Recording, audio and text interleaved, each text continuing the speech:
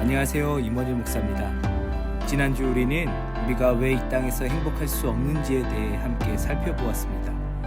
모두가 행복하기를 원하지만 진정한 행복은 결코 우리 힘으로 얻을 수 없고 그것은 바로 참된 행복의 근원이신 하나님을 떠났기 때문이라고 성경은 말씀합니다.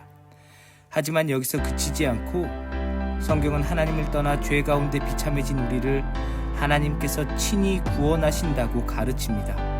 오늘 우리는 우리를 구원하시는 하나님에 대해 함께 살펴보겠습니다. 성경은 예수 그리스도께서 우리를 위해 이 땅에 사람으로 오신 하나님이라고 말씀합니다. 요한복음 1장 14절입니다. 말씀이 육신이 되어 우리 가운데 거하심에 우리가 그의 영광을 보니 아버지의 독생자의 영광이요 은혜와 진리가 충만하더라. 요한복음 3장 16절도 이와 같이 말씀합니다. 하나님이 세상을 이처럼 사랑하사 독생자를 주셨으니 이는 그를 믿는 자마다 멸망하지 않고 영생을 얻게 하려 하심이라. 우리가 직접 하나님께로 돌아갈 수 없기 때문에 하나님의 아들 예수 그리스도께서 우리와 같은 사람이 되어 직접 우리를 찾아오셨다고 성경은 말씀합니다. 그리고 이렇게 우리를 친히 찾아오신 예수님께서는 우리가 져야 할 죄의 값을 지불하셨다고 성경은 말씀합니다.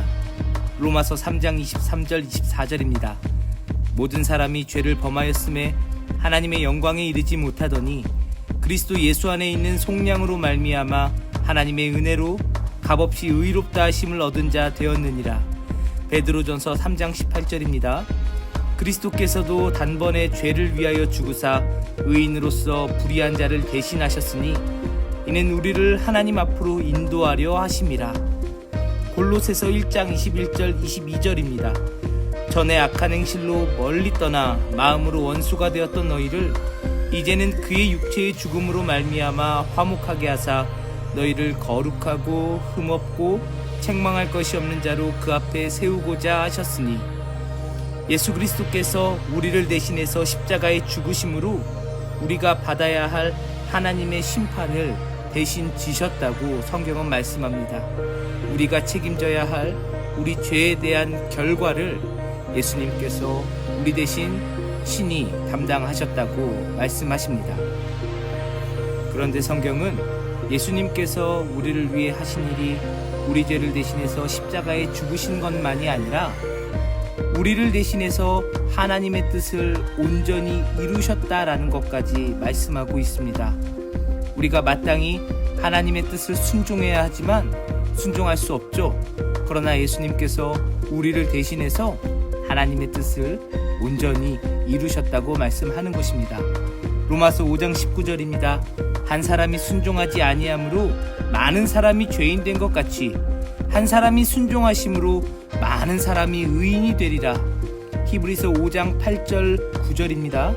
그가 아들이시면서도 받으신 고난으로 순종함을 배워서 온전하게 되셨은즉 자기에게 순종하는 모든 자에게 영원한 구원의 근원이 되시고 예수 그리스도께서는 우리를 대신해서 하나님께 완전히 순종하셔서 우리가 하나님 앞에서 의롭다 여김을 받게 하시고 하나님의 자녀의 신분과 특권을 갖게 하셨습니다.